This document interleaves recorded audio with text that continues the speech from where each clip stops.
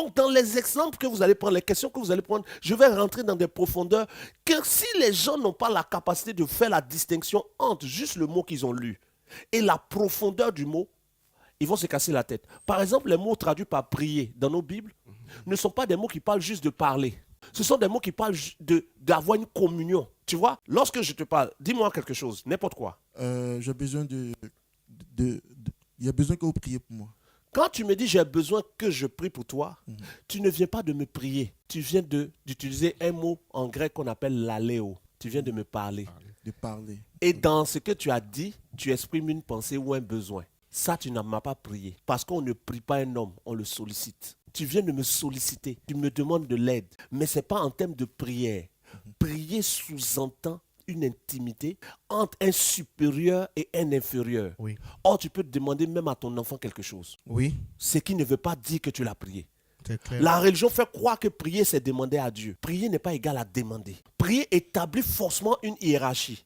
Prier établit une communion. Parce que si tu n'as pas de communion avec la personne qui est élevée que toi, on ne parle pas d'intimité. Si on ne parle pas d'intimité, on ne parle pas de communication. En fait, prier, c'est une communication entre deux personnes dont l'une est supérieure et l'autre est inférieure. Ce n'est pas simplement le mot qu'on voit en français, prier. Par exemple, on dit à quelqu'un, je te prie de venir me voir. On utilise je te prie. Mais ce n'est pas le même sens dans le grec. Il y a une profondeur dans le mot que le français ne retransmet pas. Voici pourquoi prier, tel que la religion le définit, est une erreur, une contradiction et une bêtise. Parce que la véritable pensée de Dieu, quand on parle de prier, c'est redire à Dieu ce que Dieu veut. Comment retire à Dieu ce que Dieu veut? Si nous prions selon sa volonté, il nous écoute. Oui. Et si nous prions selon sa volonté, il nous exauce. Oui. Donc si je connais la volonté de Dieu, que je viens lui dire sa volonté, est-ce que j'ai dit quelque chose? Non, vous n'avez rien dit de nouveau. Je n'ai fait que dire ce qu'il veut. Qu'il veut. Ce que Dieu veut, c'est que nous venions vers lui et que nous lui fassions comprendre que nous avons compris ce qu'il veut. Simplement, est-ce que tu es sûr que quand les gens disent qu'ils ont Dieu dans leur vie, ils ont compris ce que ça implique? Avoir Dieu dans ta vie, c'est avoir quelqu'un qui sait tout quand toi tu sais rien. Oui, Quelqu'un qui voit tout quand toi tu n'as rien vu. c'est ça. Quelqu'un qui a visité l'éternité et est revenu dans le passé. Wow. Pendant que toi, tu es à un point. Oui. Tu es en contact avec une telle personne.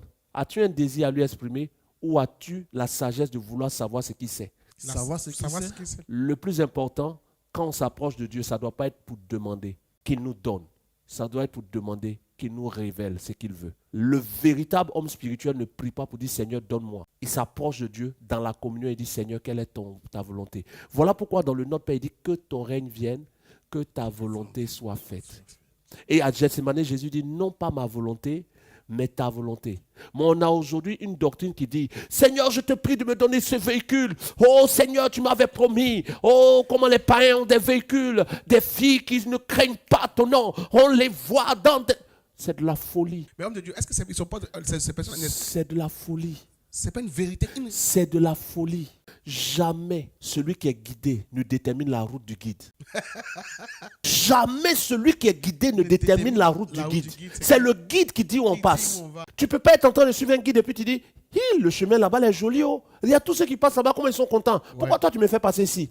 Mais ceux que tu vois passer là-bas qui sont contents là, le guide sait qu'au bout là-bas il y a caïman. C'est ça. La joie qu'ils ont pour un temps. Beaucoup d'enfants de Dieu regardent des gens qui ne craignent pas Dieu. Et ils ont mal de ce que ces gens ont, sans savoir que le guide qu'ils ont a vu la finalité de ces gens. C'est le guide qui détermine la route. Tu peux demander au guide, après là, où on va? Ouais. Après ce chemin, on tournera à droite. Communier avec Dieu, ce n'est pas venir lui dire, donne-moi quelque chose. C'est de lui demander, qu'est-ce que tu veux pour moi aujourd'hui? Qu'est-ce que tu veux pour moi demain? Quelle est ta volonté dans le ciel pour que je la confesse sur la terre? Que ton règne vienne. Que ta volonté soit faite sur la terre comme aux cieux. Mais pour que sa volonté soit faite sur la terre, il doit nous la donner.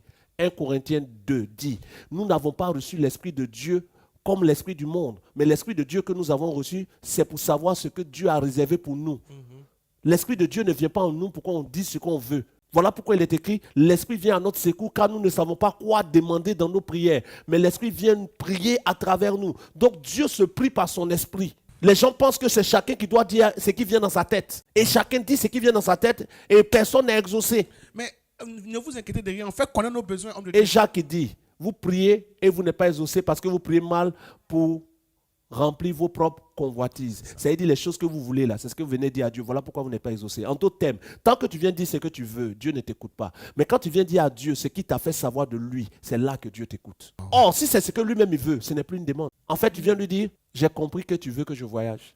Je bénis ton nom et je suis disposé. Comme l'ange qui dit à Marie, tu vas tomber enceinte. Elle dit, comment cela se fera-t-il? Ouais. Elle ne dit pas, rends-moi enceinte. Elle veut comprendre comment. Le véritable homme spirituel cherche le comment. Il cherche la volonté de Dieu. Il cherche pourquoi. Quand il a entendu ce que Dieu veut, il commence à poser des actions. L'homme charnel et le faux disciple Ouais. pense qu'il a un Dieu qui est un fétiche qui va lui donner tout ce qu'il veut. Et quand il n'a pas ce qu'il veut, il se révolte et il ne prie plus. Il quitte l'assemblée, il rétrograde, il devient musulman ou autre chose.